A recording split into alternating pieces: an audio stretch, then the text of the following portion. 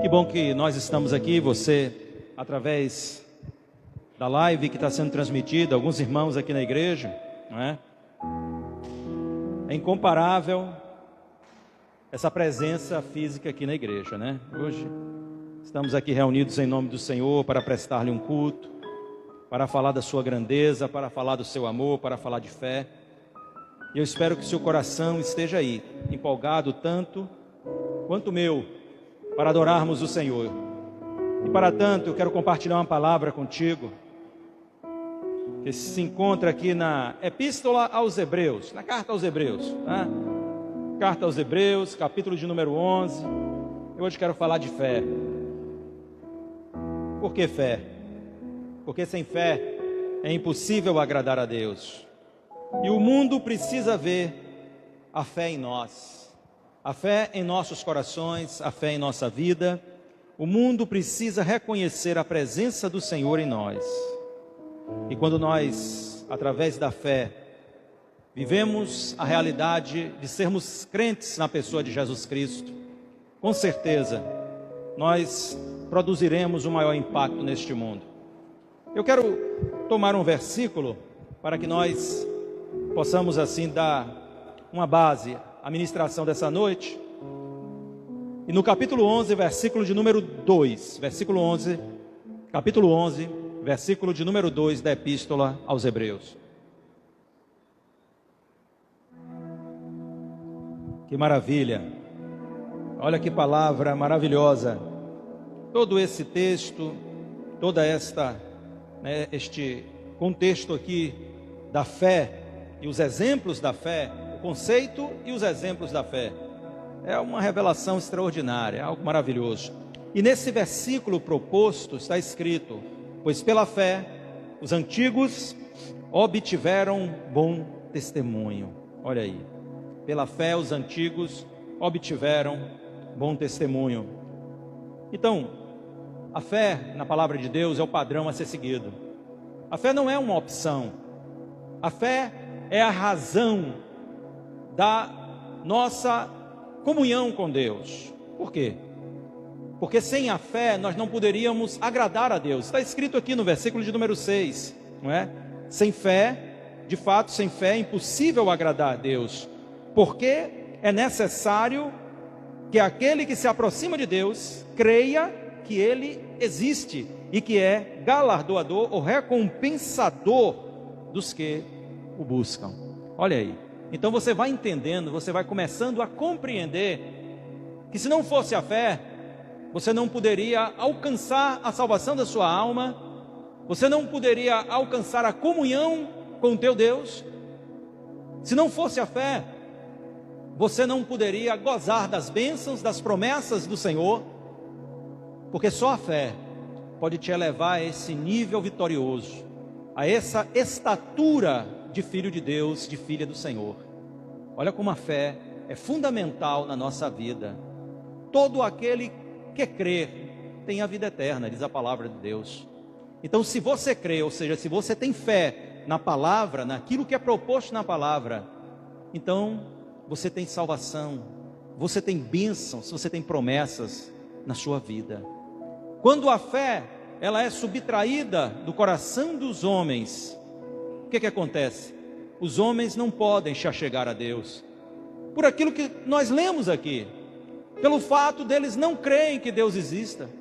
Eles se aproximam de Deus como quem se aproxima de qualquer entidade, de qualquer objeto de adoração, por assim dizer, sem de fato ter uma intenção de buscar a Deus, porque crer, porque tem convicção da sua existência, e mais do que isso, de que Ele, além de existir, Ele abençoa aquele que o busca. Olha que coisa linda, não é verdade? Agora, a questão é, como que nós podemos afetar, atingir, como que nós podemos influenciar essa geração presente?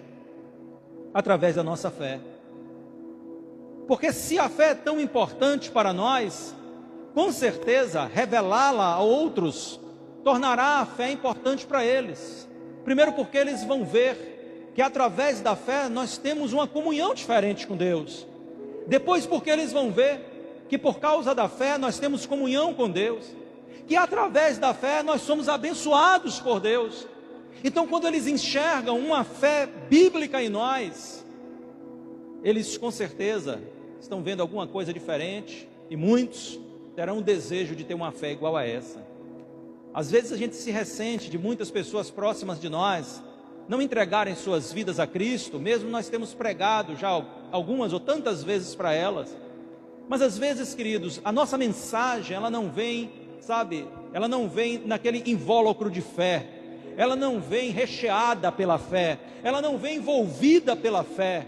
Às vezes são palavras que nós soltamos ao acaso, palavras que nós aprendemos no culto de nossas igrejas, ou quem sabe em alguma ministração que ouvimos por aí, e nós então soltamos aquelas palavras, mas aquelas palavras elas não estão revestidas da fé, porque a fé é que tem a capacidade de tocar as vidas, os corações, quando as pessoas veem a obra de Deus em nós, veem a crença verdadeira que nós temos no Senhor. E como é belo, e como é bonito, alguém que tem uma fé vívida no seu coração, alguém que verdadeiramente vive esta fé, ele impacta as pessoas, ele impacta, é diferente conviver com alguém que tem fé, com alguém que tem uma fé ocasional, como por exemplo, você sabe essa fé de ocasião, que muito cristão tem?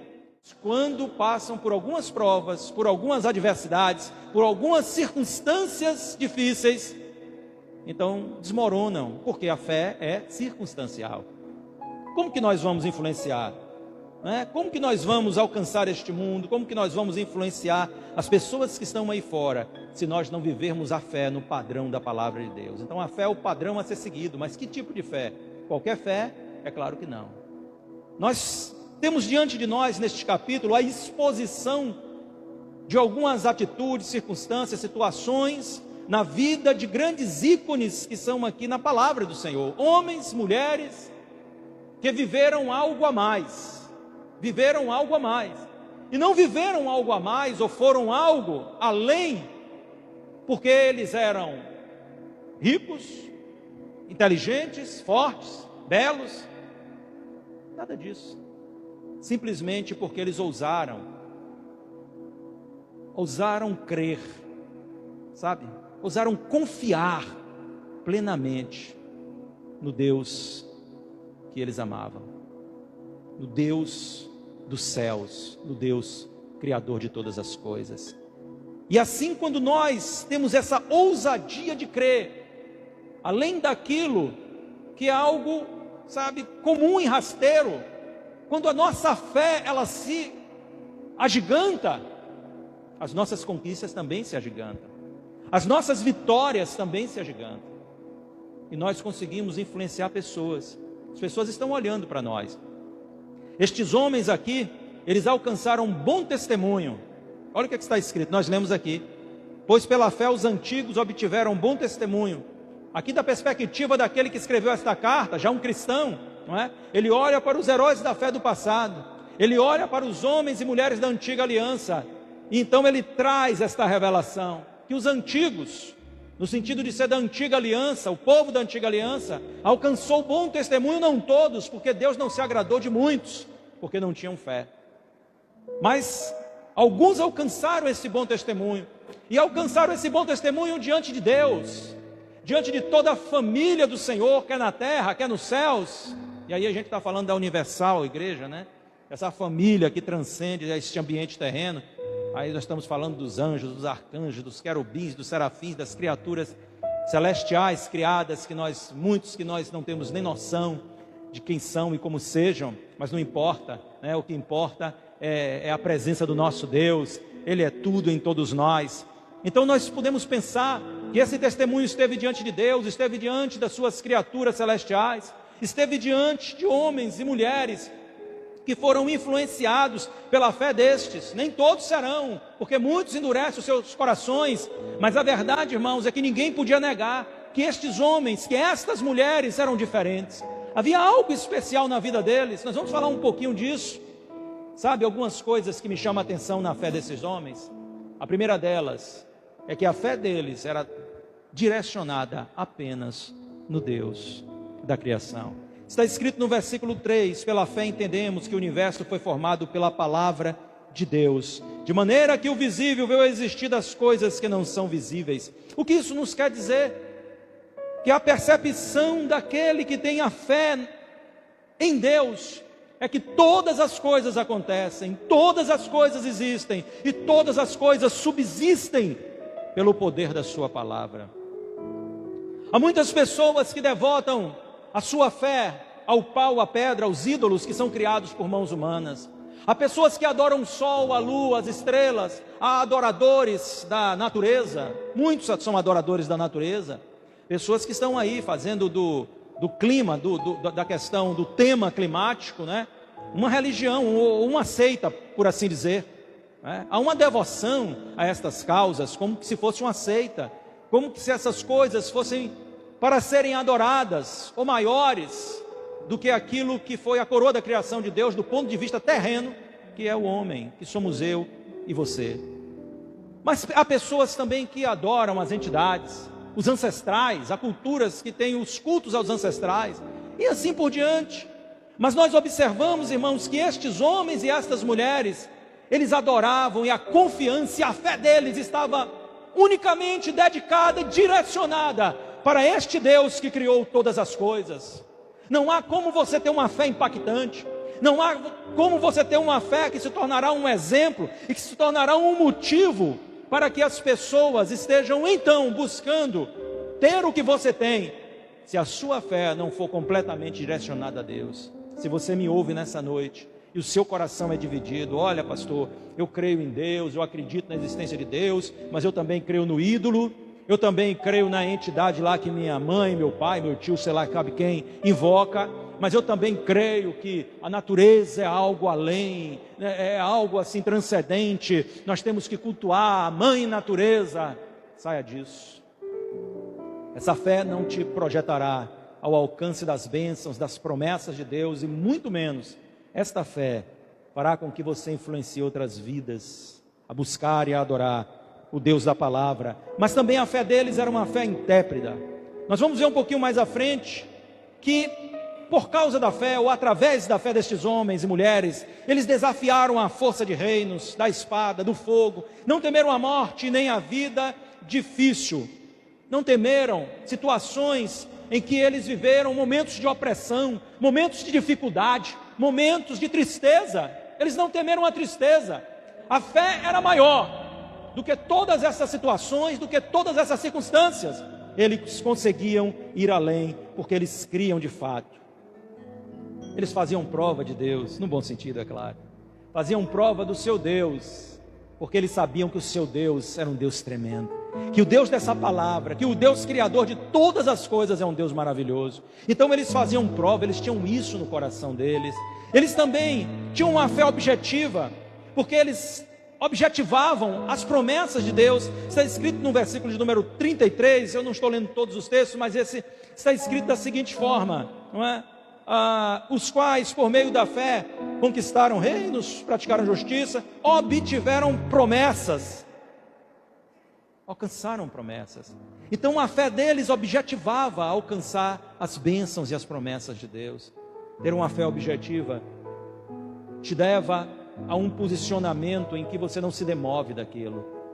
Quando nós simplesmente cremos que qualquer coisa pode acontecer nas nossas vidas, isso não é fé. A fé é a certeza e a convicção de fatos que não se veem. Então quando você conhece a palavra de Deus e a promessa de Deus, mesmo você não as vendo diante de você, você pode tomar isso como um referencial e prosseguir em frente, porque aquele que fez a promessa é fiel para cumprir. Então tenha uma fé objetiva, mas a fé deles também era uma fé incondicional, falamos disso. Tem muita gente que crê quando as coisas vão bem, tem muita gente crendo, sabe, quando há fartura, mas quando há escassez, vem a dúvida, vem um questionamento. Quando o problema não é na casa do irmão, não é na casa do vizinho, mas é na nossa casa, aí às vezes a fé titubeia. Olha só como são as coisas, né? Nós às vezes somos tão prontos a falar de fé para outras pessoas, e às vezes até em acusar algumas pessoas porque não creem como deveriam crer. Mas e quando as coisas são conosco? Nossa fé é só no momento do círculo de oração, É só no momento quando estamos unidos com muitos irmãos e vamos orar pelas causas dos outros? Será? Ou será que a nossa fé é a fé da prova, é a fé da fornalha, é a fé da cova do leão, é a fé das lutas e das dificuldades que enfrentamos? Estamos declarando que cremos em Deus incondicionalmente. Que maravilha, irmãos! Como nós precisamos verdadeiramente viver essa fé, e assim alcançaremos outras vidas através dela. E era uma fé duradoura. Eu não vou me estender muito, mas era uma fé duradoura. Por que uma fé duradoura?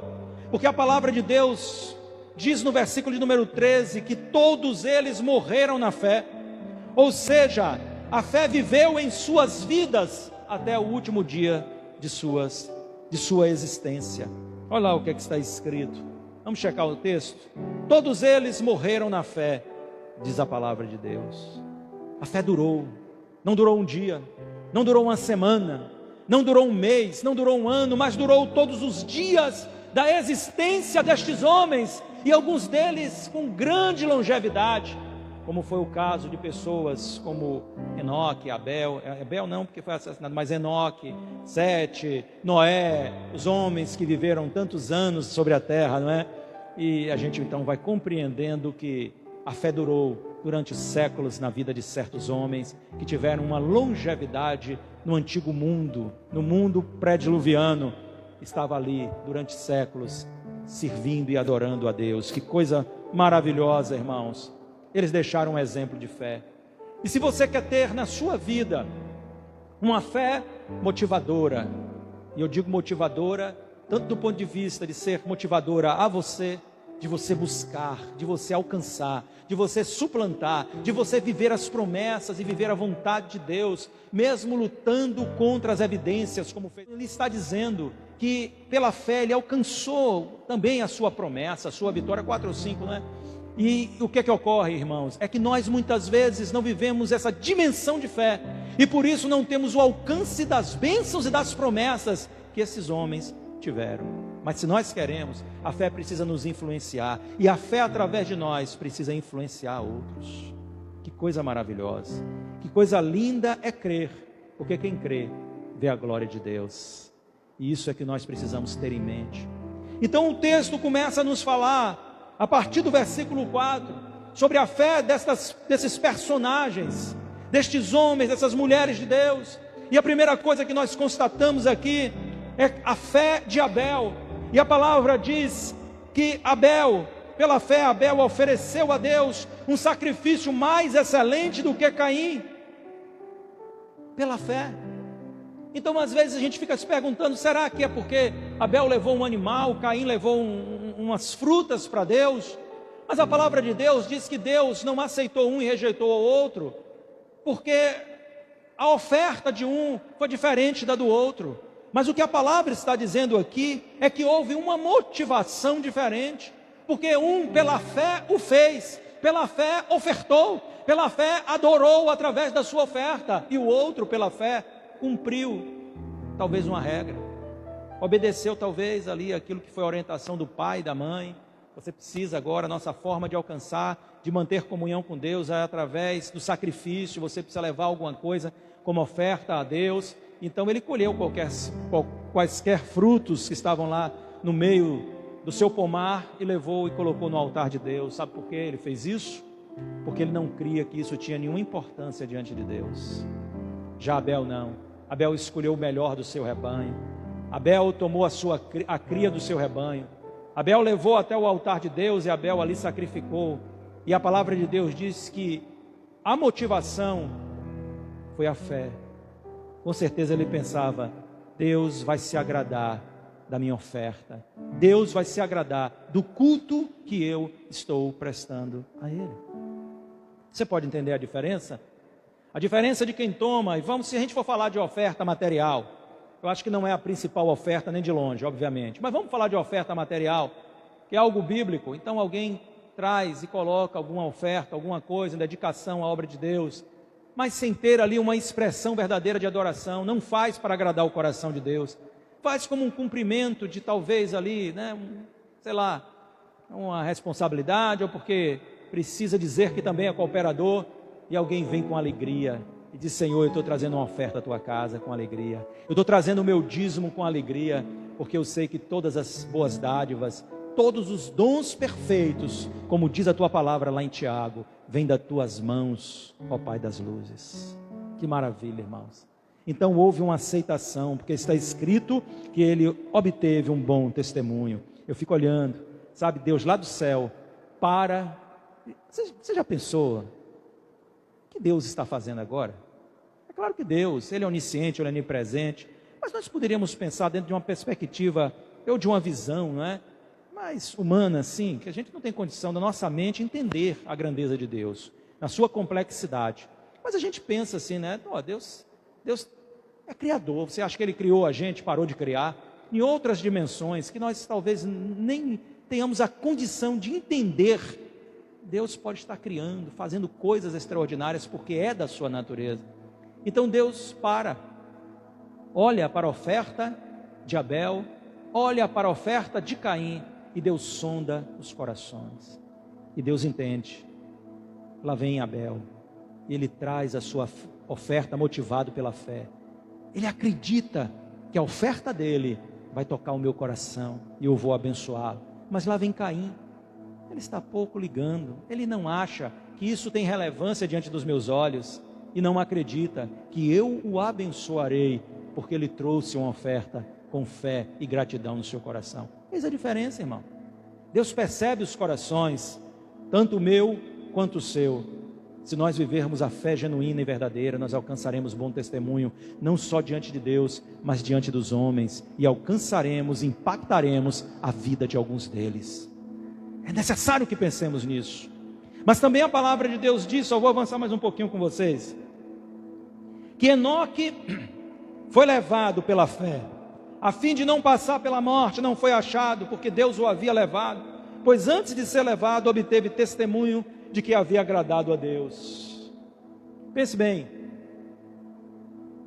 Deus olha para a vida deste homem, e por mais de 360 e poucos anos ele tinha quando Deus o arrebatou, então desde sua meninice, Deus o acompanha, e Deus conhece o seu coração e a sua fidelidade, e Deus o vê todos os dias, e Deus sonda o seu coração, e Deus sabe que ele é imperfeito, Deus sabe que ele é homem, como homem ele falha, Deus sabe que ele tem fraquezas, mas também Deus vê algo, Deus vê a fé no seu coração, e quem crer que Deus existe, tem a capacidade de compreender que Deus é santo, e querer se afastar do pecado, e se arrepender daquilo que faz, que não agrada a Deus.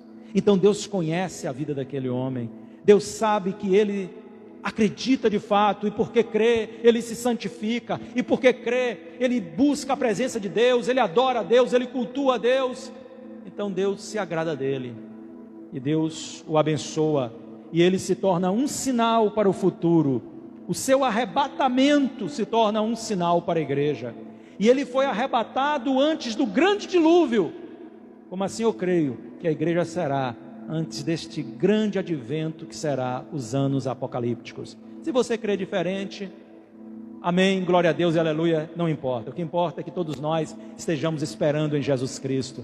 Mas então ele é levado por Deus, e Deus olhou para ele, a iniciativa foi de Deus. A palavra não diz que Enoque vivia dizendo: Deus me mata, quero estar contigo, me leva, eu quero, partir logo, estar contigo, nada disso. Ele simplesmente um dia andando, e Deus disse: olha, estamos juntos na jornada desse dia, isso não vai parar, vem para cá. E ele subiu, e foi então levado à presença do Senhor. O que dizer de Noé? Algo impressionante, algo que me toca, quando eu leio a história de Noé, que é revelada em poucos versículos, mas de grande relevância. Pedro chega a dizer que ele não influenciou muitas pessoas, mas há algo que é muito especial na vida de Noé para mim, é como ele influenciou a sua família. Que coisa extraordinária, pare para pensar. Ele recebeu uma revelação de Deus, ele ouviu a voz de Deus, Deus falou com ele, Deus diz: aparelha a arca, prepara a arca, para que você se salve, a você e a sua família. Tudo bem, mas era um projeto ousado, ninguém creu nele, nenhuma pessoa, irmãos, eu fico chocado com isso, porque havia pessoas aparentemente ali naquele tempo, que eram descendentes da linhagem de Sete, não é? Que poderiam ser pessoas piedosas, não sei, mas ninguém deu crédito, ninguém ouviu a sua mensagem. ninguém creu nele. Eu não sei quais são os fatores que levaram a tanta incredulidade, mas ele durante 100 anos, ele aparelhou aquela arca. Mas sabe quem creu nele? Sua família, seus filhos. Seus filhos se juntaram, ajudaram aquele velho homem. Sabe que eles poderiam ter questionado: pai, será que você ouviu direito a voz de Deus?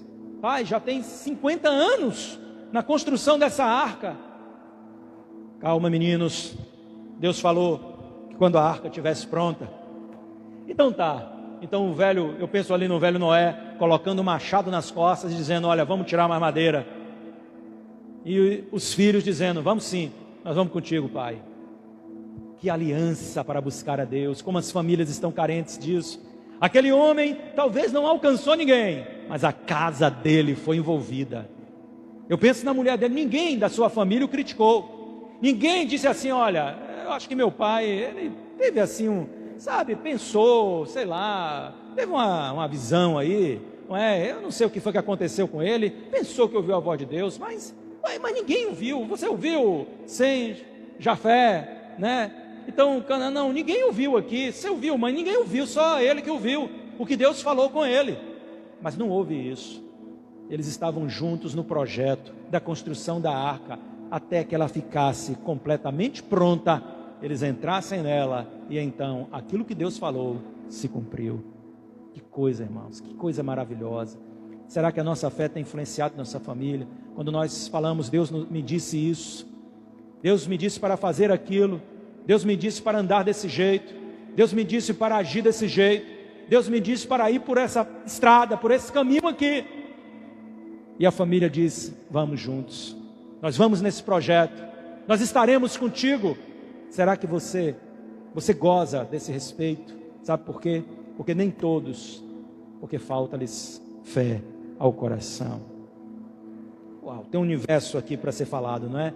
Tantos exemplos que são tão extraordinários para influenciar a nossa vida, mas aqui está o pai da fé para a gente encerrar. Abraão, quando chamado, obedeceu. Versículo de número 8. A fim de ir para um lugar que deveria receber como herança, e partiu sem saber para onde ia. Isso me deixa maravilhado. Você sabe por quê, irmãos? Porque a gente lê esses textos e diz assim: cumpriu a parte dele. Desculpe, mas eu acredito que a maioria de nós não iria. A maioria. Eu não tenho enxergado fé nesse nível. Você tem uma empresa, você tem um bom emprego, você tem uma casa onde você mora, um apartamento que você comprou, seu carro, muitas coisas. Se Deus falasse contigo nesta noite, num sonho, você vai deixar tudo. E você com sua família vai para uma missão onde eu vou mandar vocês. É um lugar difícil, mas eu estarei com vocês. E esse dever, e essa tarefa, e essa incumbência será uma grande honra para vocês. Eu lhes darei frutos e, por fim, um grande galardão. Você ia acordar, você ia chamar a família e dizer: nós estamos partindo para tal lugar. Em outro continente, talvez, nós estamos indo. Nós vamos através de uma missão, nós vamos através, não sei de quê. Você faria isso? Será que você faria isso? Eu não sei, irmão, mas eu sei que é muito difícil. Mas Abraão ouviu a voz de Deus, e Deus disse a ele: sai da tua terra, sai do meio da tua parentela, e você vai para um lugar onde eu te mostrarei. Ele não perguntou a Deus: onde fica isso? É uma boa terra? Lá tem inimigos? Eu vou prosperar nessa terra? Não, nada disso. A palavra de Deus diz que ele seguiu aquilo que Deus mandou.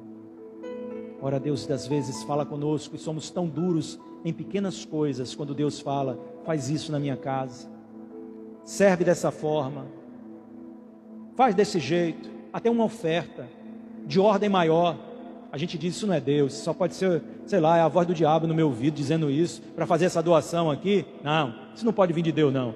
Isso não é Deus, não. Imagina, Deus não ia dizer isso. Uau! Como nós somos duros de coração, irmão. Depois nós perguntamos: por que a minha família não se converte?